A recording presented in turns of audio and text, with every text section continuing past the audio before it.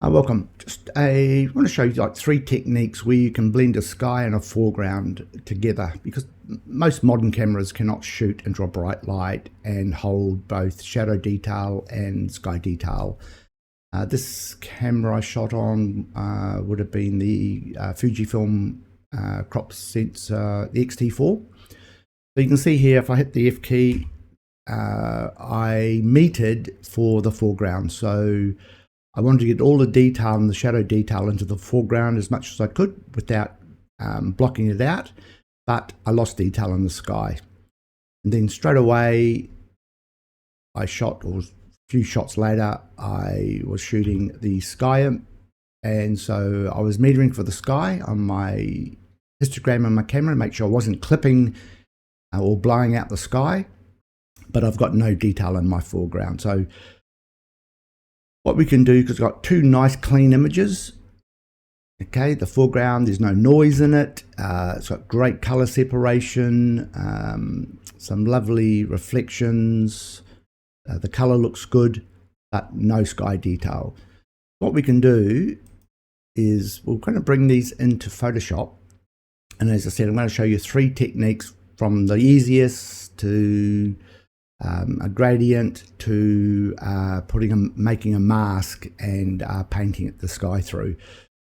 What we can do is come and highlight both images, so the control key, make sure they're both highlighted, and right click, edit in, and we could open them up as layers in Photoshop, but I'm going to open them up in layers in Photoshop, but as a smart object, because we can edit those images separately. So just click on that, which I've already done it, and I've actually got them already in Photoshop. And they might come in with the dark image on the bottom, but I like working with the dark image on top. I always put my sky images on top, just the way my brain works and how I edit. So we can see if we turn that layer off, we've got the foreground layer and we've got the sky layer. Okay, now these smart objects, as I said, we can come in and we can just click on, say, the sky layer, and it'll bring it up in Camera Raw, and we can come in and do a little bit of editing if you want. You've got every slider that you want.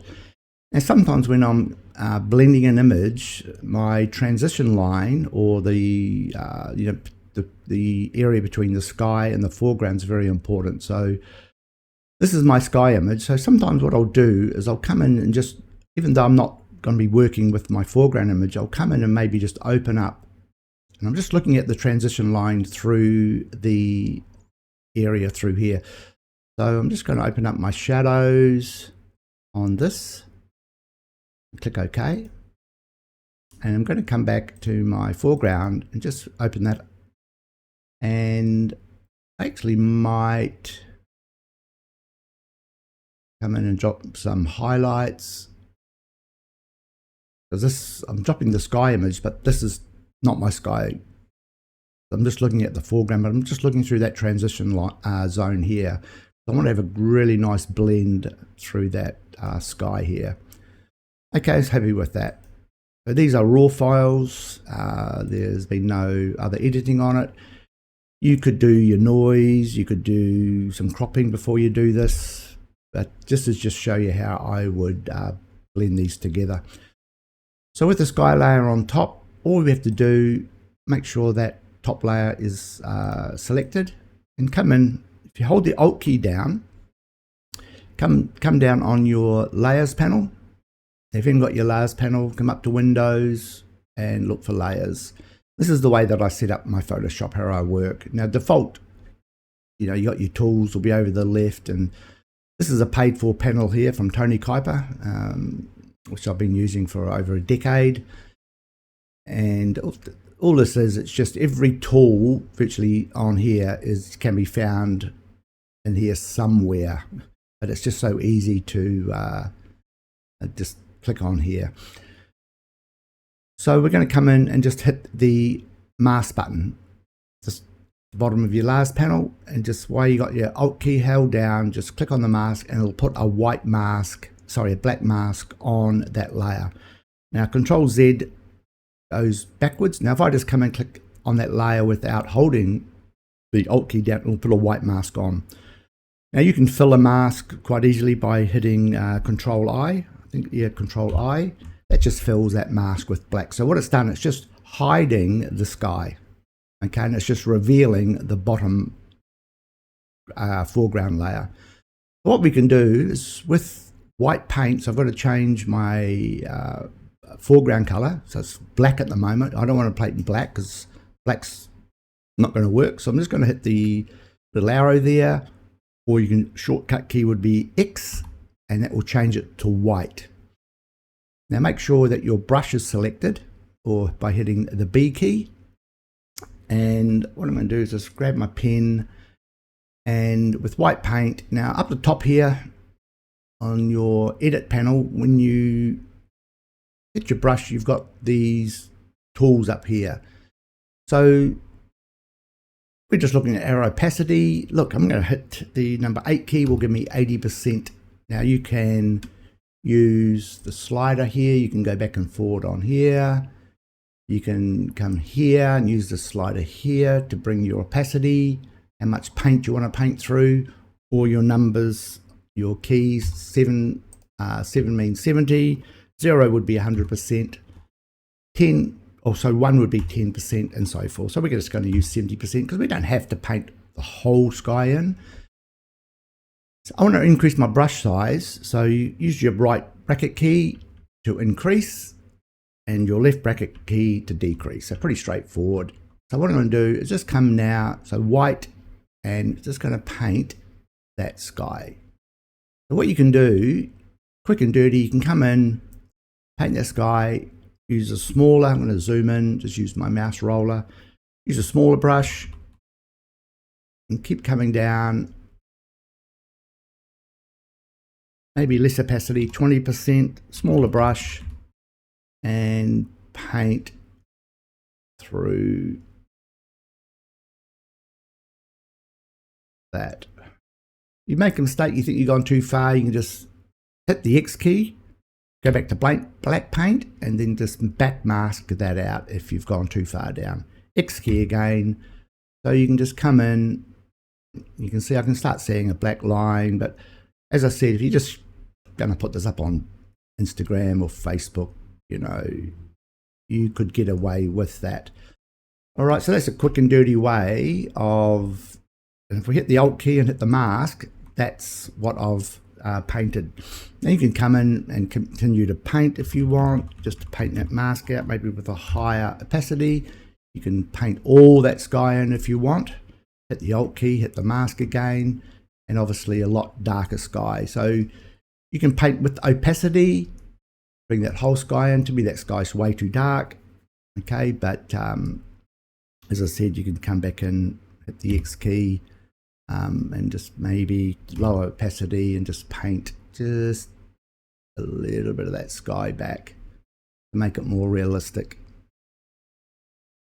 Okay, and we can come back to that mask and you can see a little bit more grey paint coming in because we're blocking that sky. All right, so that's a quick way. Let's delete that mask. Right, so we're back to square one again. So another way would be coming in, hitting the Alt key and hitting the mask button again, putting a black mask on. All right, now we're going to use the gradient tool. So we could come up and, if I can find my gradient tool, which is here. So gradient tool, hit the gradient tool. Now, once again, gradient tool, let's go up to the tools. Now, sometimes the gradient tool, it might be black to white. It might be like this here, black to white.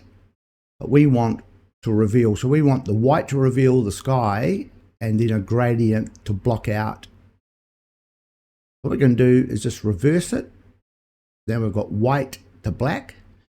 And we're going to come in and just, look, this is trial and error. It depends how much sky you've got.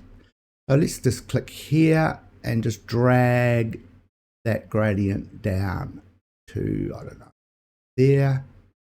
Now you've got this little triangle here and you can actually, it's like a little window, you can actually continue to come down and you can drop that higher if you want. This is really how much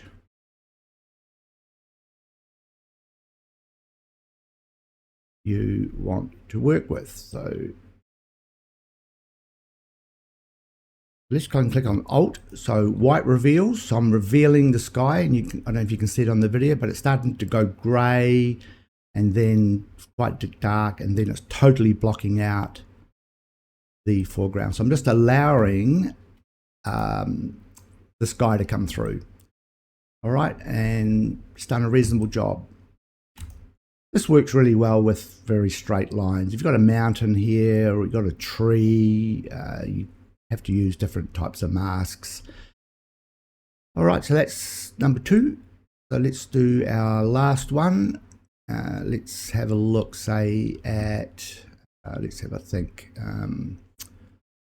Let's come in, put a mask on it again, a black mask, white paint, the foreground color is white, brush, make sure your brush is selected, and let's go 80%, bigger brush. Now what I'm going to do, I'm going to paint, reveal that sky, but I'm not going to go all the way down. I'm just going to come down to maybe 1/2 inch from the middle. So I'm just going to leave a gap through here.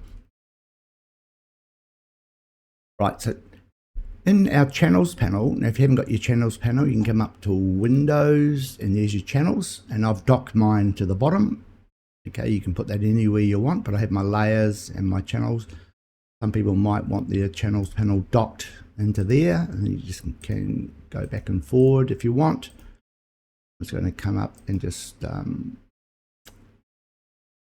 to reset those panels.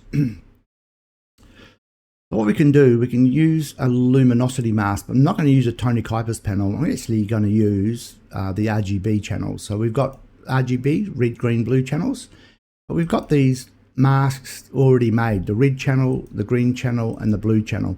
I'm looking for a mask that kind of gives me a mask that blocks out the foreground. So I can go and have a look at the red channel. Yeah, it's not too bad. I can go to the green channel and the blue channel. Now the blue channel is probably giving me a more of a darker mask, but it's still giving me that nice kind of clear in the middle, which I'm going to paint through in a minute. What I'm going to do, I'm going to choose the blue channel, and I'm going to come down to the bottom of the channels panel. You've got this little broken circle. It's called the selection, and I'm going to click on that, and it's going to put a selection around the brightest pixels in this image. Okay, now this is a feathered mask, and what I'm going to do, I'm going to save it. So right next to the selection, there's a little mask. I'm going to click that, and if I just scroll down, it's giving me an alpha 1 channel. Now that alpha 1 channel is exactly the same mask as the blue channel. Okay, what I can do, if I deselect these selections, now Control D, deselects those selections. Okay. So I'm working on this mask, but I want to modify this mask. I want to make this foreground even darker, because when I paint that sky through, I don't want it to go into my the cane field. I don't want to paint a darker line through that transition line. What you can do, while you've got that alpha 1 channel selected, you can go and hit the shortcut key Control L, and that will directly bring up my levels. And I can modify this mask through here. So I can brighten, I can darken, and I'm going to really bring this mask down to, I'm really looking, because all I'm worried about is my transition area. I want a good demarcation when I paint the sky down. It's not going to go into the cane field, and that's fine. I could probably do some mid-tone, maybe just brighten that up a little bit, maybe darken that just down a little bit. It's just, this is trial and error, but it looks pretty good to me. And click OK. Now what I'm going to do is come back onto the alpha 1 channel, which is already selected, and I'm going to hit the Control key and click on the alpha 1. It's going to bring back my selection. All right. Now what I'm going to do is going to come back, click on my layer, and it goes red, but just click on the photo, then go back to the layer. Now I'm going to hide these selections, because it's a bit, when you're painting, it's a bit annoying. You can just hide the selection by going Control H for hotel, Now I've still got the selection because my multi-mask, my Tony Kuiper multi-mask is telling me, hey, you've got a selection. And so what we can do, click on the mask, white paint, brush, and what have we got? 80%, that'll do. A little bit smaller brush. And I can come now and paint. We'll zoom in, hopefully you can, the video will see it. I can come in and be quite sloppy because that mask is holding, I'm not painting that black into the cane. I can come in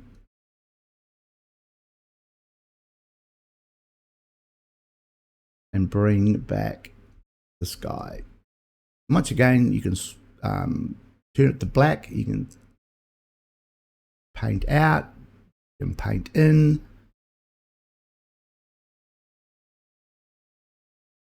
And that's just brought that, and I've got a very, very nice transition line. No halos, no white, no darks. It's just a very nice blend through that image. So once the blend's done, so I'll go Control H to, or so I might go Control D to deselect those marching ants. So I'm back. And what I do, because I'm on Smart Objects, I can come in and individually click on the foreground layer, and I can come in now and I might want to go, hey man, I want to just maybe brighten up the foreground.